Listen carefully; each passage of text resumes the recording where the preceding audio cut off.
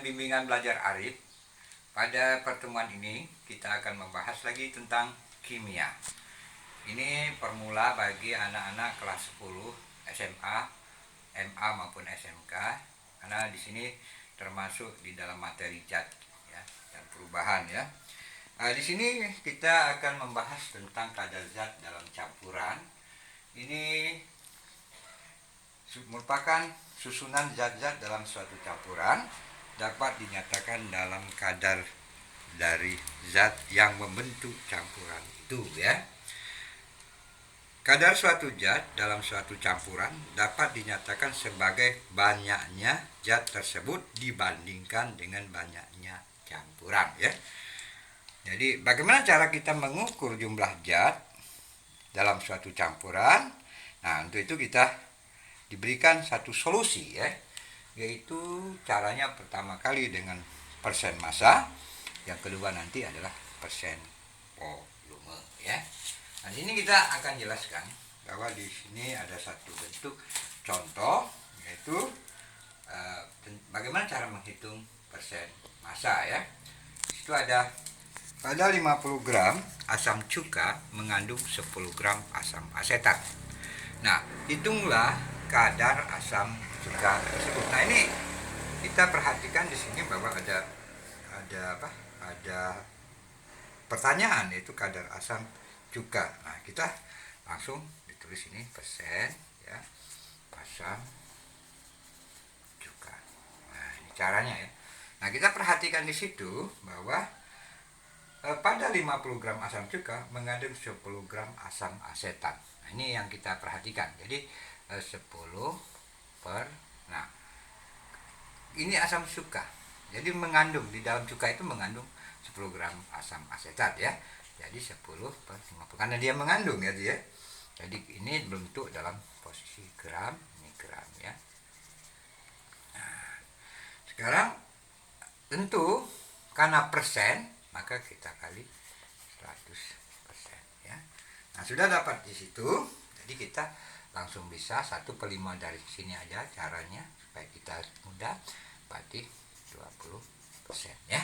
Nah, jadi dia pada 50 gram asam cuka mengandung 10 gram asam asetat. Jadi jumlah kadar asam asetat itu adalah 20%. Berarti selebihnya adalah daripada asam cuka. Itu maksudnya kayak gitu ya. Nah, kemudian di sini ada perhitungan urea murni yang terdapat dalam 250 kg pupuk urea adalah sejumlah 238 kg. Berapa persen kadar kemurnian pupuk urea tersebut? Oke, sebelum lanjut ke nomor 2, kami berharap kiranya anak-anak di dalam belajar coba punya inisiatif yang sungguh-sungguh untuk belajar ya. Apalagi di tengah pandemi corona ini kita belajar secara online ya.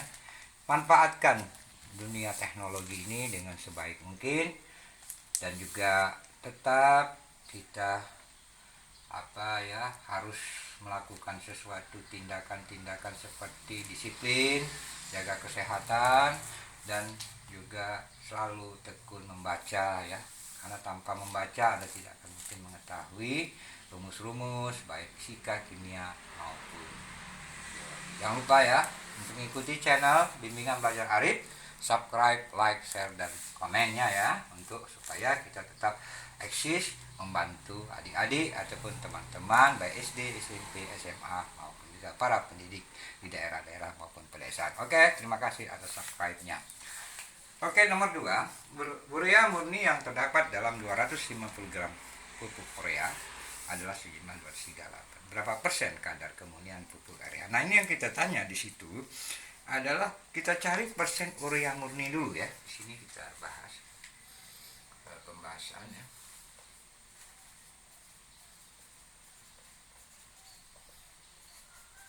Nah, kita cari urea murni dulu. Berapa sih urea murni? Nah, kita lihat di situ ada jumlah dari situ 238 ya, 238 kg per 250 ya, 200 kali. Nah, jadi kita langsung aja kali 100%. Nah, dari sini nanti kita akan dapatkan 92% ya. Nah, dari situ 95 ya. Saya lihat 95 lah, sekitaran berkisar antara 95 ya. Berdasarkan ya, oke ya. Nah, sudah dapat kita persen urea murni. Nah, sekarang kadar keamunian pupuk. Nah, kadar keamunian pupuk tersebut adalah 95,2%. Jadi kadarnya ya. Jadi kadar keamunian pupuk tersebut adalah 55,2% ya. Jadi di situ sudah kita bahas. Nah, selanjutnya kita langsung kepada volume, persen volume. Nah, di sini ada dalam label alkohol. Jika Anda melihat itu, yang terjual di toko obat tercantum ada alkohol 70%. Ini masih dalam bentuk yang sederhana ya, tidak memabukkan ya. Berapa mililiter alkohol yang terdapat dalam 500 mililiter larutan alkohol tersebut? Ini standar ya. Ini biasanya untuk seperti pengobatan ya, alkohol itu ya. Jadi di situ kita umpama pembahasan ya. Pembahasan ya, umpama misal alkohol murni sama ya, itu sama dengan X mililiter ya. Kemudian kita persen alkohol murni berarti X mililiter per 500 mililiter ya, dikali 100%. Nah, didapatlah dari sini adalah 70%. Ini maksudnya tadi. Nah, jadi persamaan dalam larutan alkohol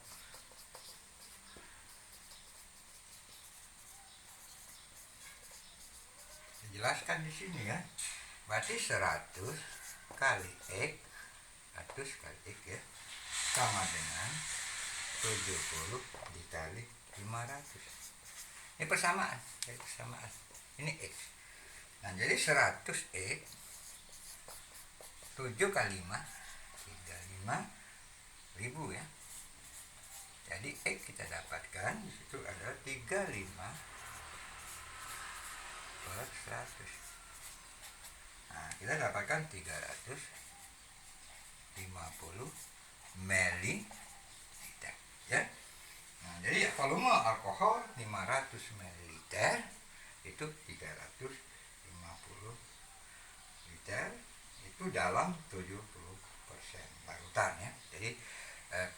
Jadi jawabnya adalah 300. Jadi volume alkohol ya, dalam 500 mililiter larutan ya, alkohol 70% ya, sama dengan ini 350 liter. Jadi di sini sudah bisa kita jelaskan sedikit bahwa tentang menghitung kadar zat dalam campuran. Oke ya. Nanti kita akan selalu bertemu lagi nanti ya, di dalam bentuk apa. Nah, sekarang ada lagi bentuk di dalam bagian per sejuta ya.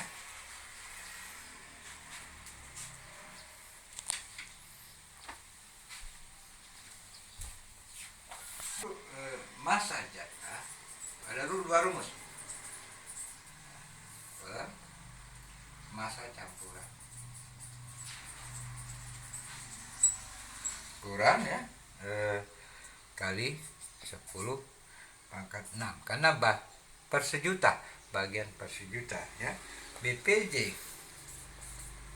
zat ya, A sama dengan volume zat A per volume campuran kali 10 pangkat 6. Nah, ini umpama contoh ya. Contoh saya bikin berapa BPJ ya, kadar CO2. Umpama ada soal kayak gini, di udara.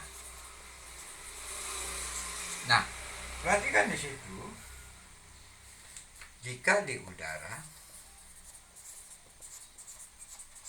ya, ini ada soal kayak gini ya, bersih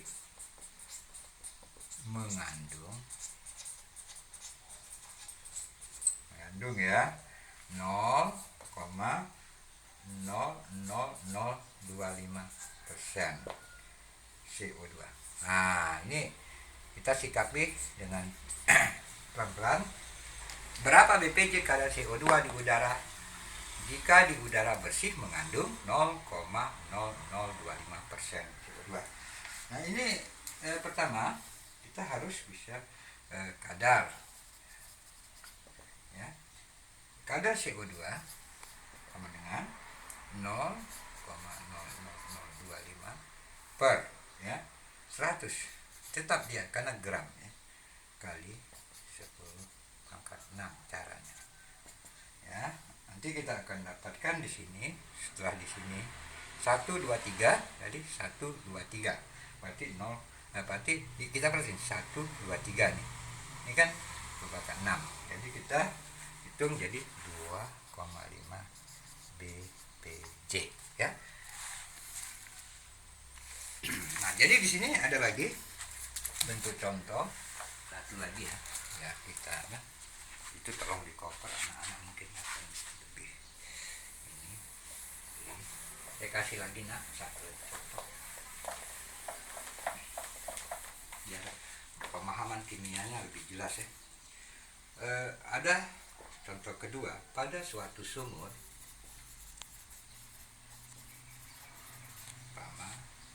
yang airnya berapa BPJ, ya, kalau ditanya kayak gitu, ya, berapa BPJ kadar besi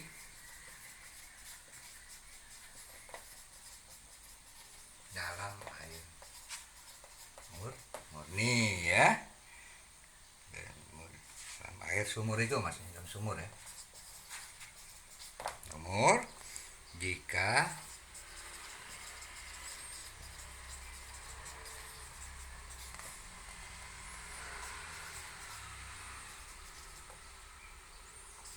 Nah, kalau ada soal kayak gini, bagaimana kita menyikapinya? Berarti kita harus apa?